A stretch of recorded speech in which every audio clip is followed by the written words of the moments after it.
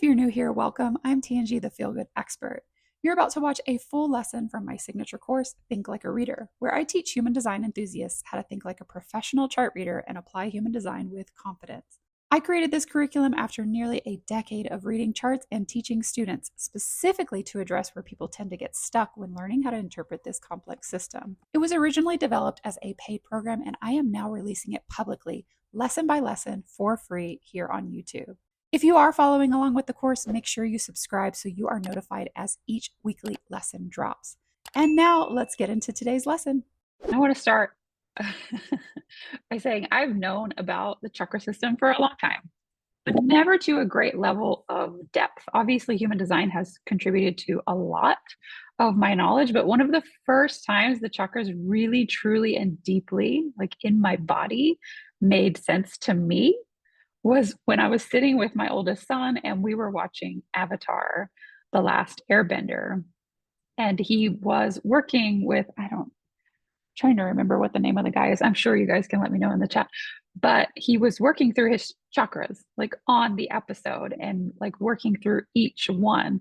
And so I'm just gonna be straightforward. I took a lot of influence from that episode. Shamelessly. And a part of that is in my presentation today. So it's an amazing show. Highly recommend for adults or kids. And reminder, we take influence from cartoons because this is the easiest way to learn human design ever created. So easy, even my 9-year-old gets it. So the chakra system originated in India sometime between 1500 and 500 BC in an ancient text called the Vedas. And so I'm sure you've heard about Vedas or Vedic astrology, for example, Vedic wisdom. That is the name of the ancient text. The important chakras are stated in the Vedas to be arranged in a column along the spinal cord from base to the top of the head, connected by vertical channels. The word chakra is derived from Sanskrit, meaning wheel or circle of life. They consist of 7 main energy centers found in the body and are associated with a set of colors and symbols. Different modalities may say that there are more chakras or fewer chakras and, lots of different placements, but the main wisdom that we tend to run into in this industry is that there are the 7 along the spine. Human design specifically references the Hindu Brahman chakra system. Hinduism supports a belief in Brahman, which is a metaphysical concept referring to the ultimate unchanging reality that is uncreated, eternal, infinite, transcendent, the cause, the foundation, the source, and the goal of all existence. Hinduism is the world's oldest religion. A Hindu views the entire universe as gods and everything in the universe as God. Hindus believe that each person is intrinsically divine and the purpose of life is to seek and realize the divinity within all of us. The Hindu belief is totally non-exclusive and accepts all other faiths and religious paths. So if we were to boil it down to a single sentence, humans were created as an expression of God or life force energy, each with their own set of 7 internal attributes. And these 7 attributes are reflected in the human experience via the themes of the 7 chakras. So I really, really love to honor the foundations and the foundational knowledge. So I will give you the Sanskrit name as well as in English, a little bit of a translation, and then the theme. And my themes are coming from Avatar. Straight up right now, that came from Avatar and I loved every second of it. So chakra 1, Muladhara, the root. So the word mulad means source. Adhara means support. So it's the foundation of all of the things. The element here is earth. The color is typically red. And the theme is survival blocked by fear. Chakra 2, Svadhisthana, the sacral. And the meaning here is established. Element water, and the theme is pleasure blocked by guilt. Moving up, we have the solar plexus, chakra 3, Manipuraka. Manipuraka, roughly translated, means the place of the shining gem, and the element is fire. The theme here is willpower, blocked by shame. Chakra 4, Anahata, the heart, which roughly translates to unstruck or unbeaten sound. The element is air, and the theme is love, blocked by grief. Vishuddhi, the throat, Chakra 5, filter or to purify. The element is space, or we could also refer to it as vibration or sound, and the theme is truth, blocked by lies. Chakra 6, the Ajna. Ajna means perceive, and the element is light. Theme here is insight, blocked by illusion. And lastly, we have Sahasrara. Sahasrara. I'm trying, you guys. The crown. And this roughly translates to 1,000-petaled lotus, or an innumerably petaled lotus. The element is thought. The theme is pure cosmic energy, blocked by earthly attachments. So how do we connect human design with the chakra system? As you can see, there are some alignments between the two, but there are 7 chakras and there are 9 energy centers in human design. And we start to see some of the similarities between the themes of both. In human design, the root is the pressure to move forward, to create momentum. So we do have some pressure, some survival themes there. We've got the solar plexus, which is emotional intelligence, depth, connection, and also the spleen, instinct, intuition, attunement, and fear. The sacral is life force energy, excitement, productivity. The ego is motivation, willpower, materialism, worthiness.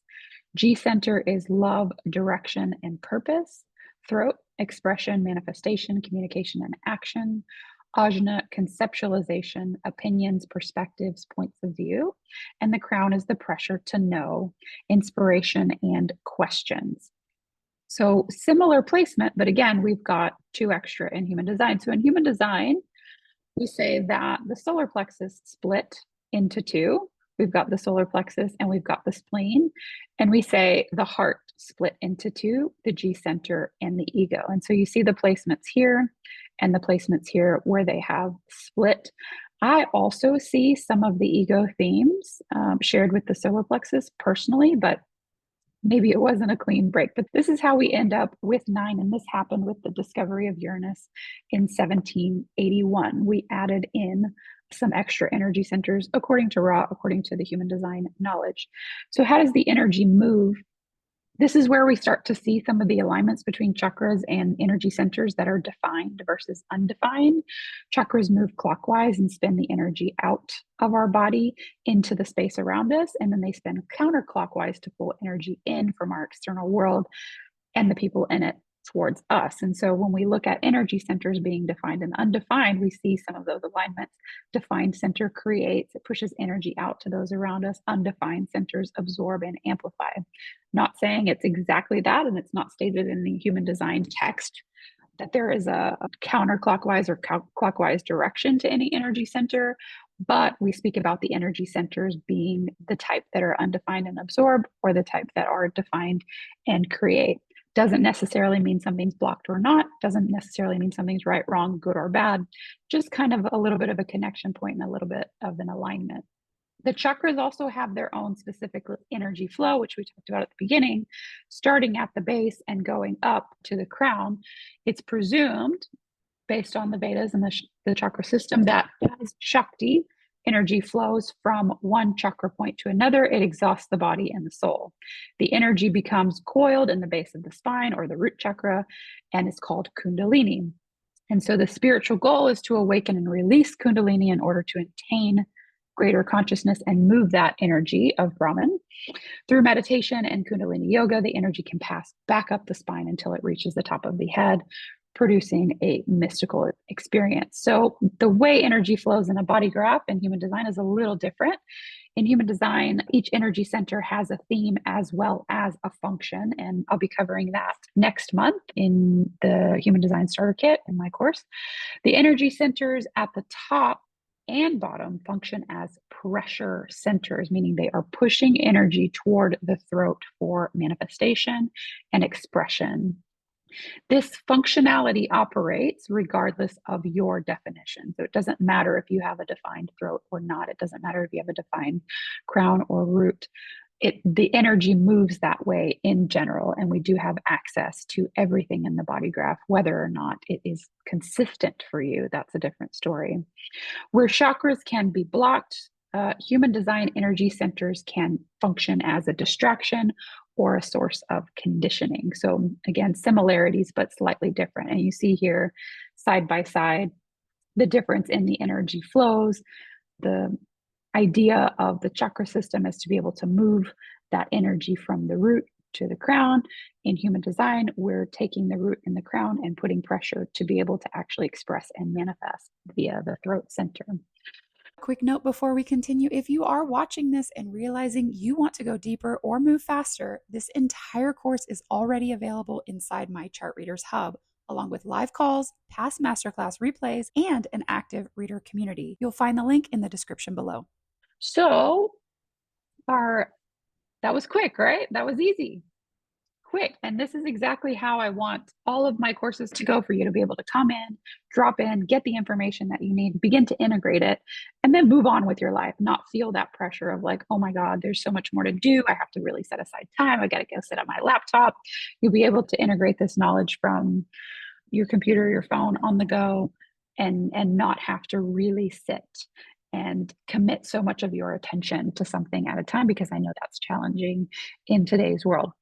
So tomorrow we'll be talking about mystical Kabbalah and a little bit about the similarities there and a little bit about the channels. What questions do you guys have about the chakras, if any, or the human design starter kit? Why manifestation through the throat specifically? So to actually like create something in reality, it's got to be expressed. It's got to be on a vibration. And our throat center in human design, as I mentioned earlier, each energy center has a theme and a function. The throat center function, what it does is manifest. And so the only way for something to appear in a 3D physical reality is for it to vibrate into existence, is for it to be expressed, is for it to be created. And in human design, the throat is the energy center that actually does that, right? Like actually makes it a physical aspect of your reality. All of the other energy centers have their different functions that are pushing that energy toward the throat. So if I use my chart, for example, I've got a defined root, I've got an undefined crown. Okay, so that's colored in, that's not colored in, and I have an undefined throat. Does that mean I can't manifest? No, because anything that's in your chart, you are experiencing in real life and in real time. It's just you get to experience it as surprise and delight and something that kind of is transitory, or you get to experience it as consistent. And so, what is consistent for me, what I have some semblance of control over, is my root and spleen. What is inconsistent is everything else. And so when I try to make those centers perform for me, that's when I get really irritated. That's when I get really distracted. When I go, okay, I'm here to be surprised and delighted by my manifestations, for example, or with the crown by what inspires me, then I'm much more at peace. I'm much more relaxed, and I'm able to live according to my strategy and authority.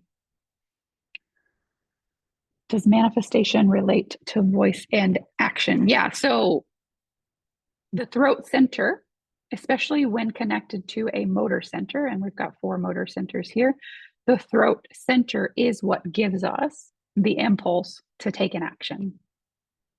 And so you may have like a transit that connects the motor to the throat at one point in the month, and you feel that impulse and you feel that action, you feel that extra energy, and you like it.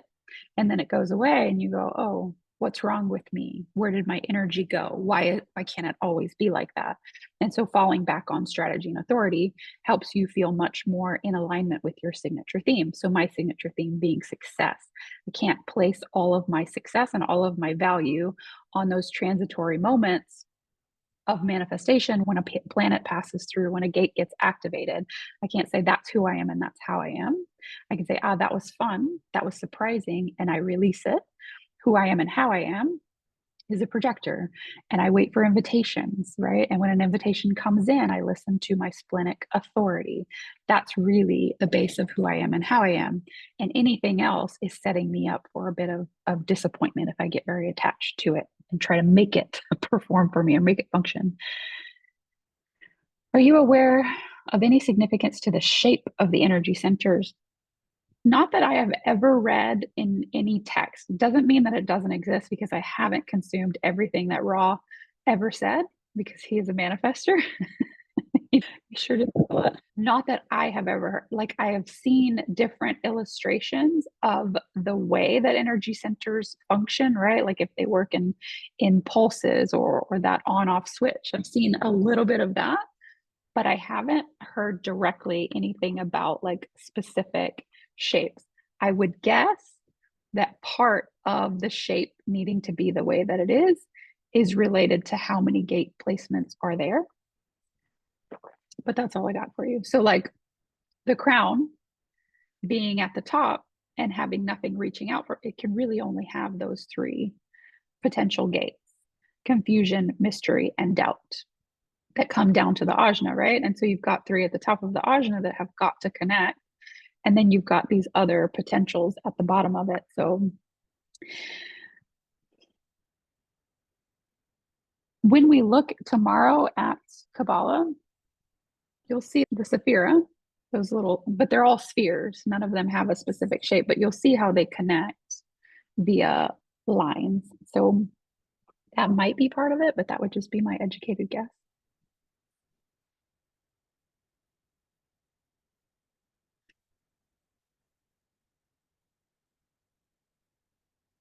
The color could be. Yeah, and you guys know I don't use the original colors, and I have seen Ra say that the colors don't matter so much. Yes, generators and manifesting generators definitely have to tap into their sacral awareness.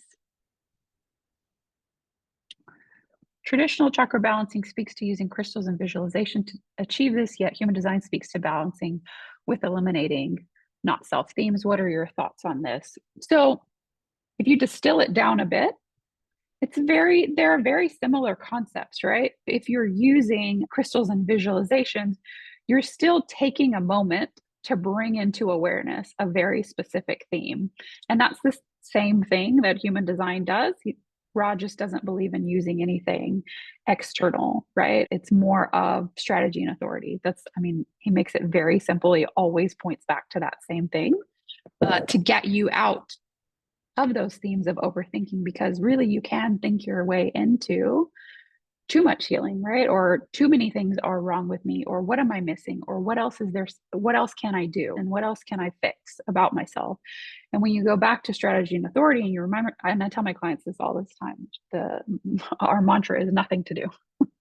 There's nothing to do.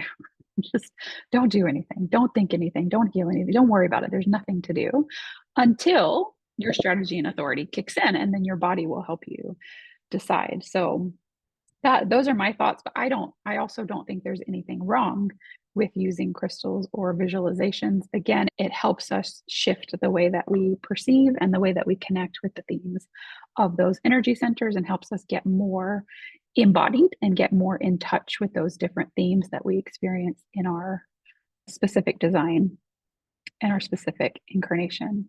Cool. So this was easy, right? The easiest. And hopefully you feel like you learned something, and that you can walk away with some knowledge and something that you can begin to integrate and implement in your daily life. I have one more question. What if someone has all their energy centers defined? I always just say that it means they create a lot of energy. My youngest son has 8 out of 9, and the one that's undefined is actually fully open. And so it's meant to be a distraction for him. It's meant to be a learning for him in this lifetime. Someone who has all 9, their learning for this lifetime, their distraction would probably be where they are split. And I imagine if someone has all 9 defined, they have some split in their chart. And so I would look at, First of all, like allowing yourself to take up space, allowing yourself to be very deep and thorough, allowing yourself to take the time it takes and really optimizing, prioritizing your health because you are managing and holding a lot of energy. And then triple split. The distractions would come into those split areas where you think you're incomplete or you think you're not enough. So being around people, allowing your aura to interact with others, allowing that energy to move as it will, and being curious about where you find your not enoughness in those splits. And that's really for anyone who has splits. There are different levels of the way that we can be distracted or optimized in our energy. But yeah, the more energy centers that you have defined, the more energy you're creating for yourself and those around you is basically what that means. And the less you have defined, the more energy you're absorbing and being curious about and working with and playing with. Neither is right or wrong, neither is good or bad. Okay, so we will be back tomorrow to talk about the Kabbalah. I try to say things correctly. And again, I'm a projector, so if you have any questions in the meantime, feel free to reach out to me. I am waiting for invitations, and your invitations are what allow me to tap into my own authority. So enjoy the rest of your day, and I will see you tomorrow. On the screen, you'll see the lessons I recommend watching next based on your learning path. If something in this lesson shifted the way you're thinking, I'd love to hear what stood out to you most. You can share that in the comments. Liking the video and subscribing helps this course continue reaching the people it's meant for, and the questions subscribers ask here often shape what I teach next. Lastly, if you want to study this work inside a live reader community, you'll find Chart Readers Hub is linked in the description.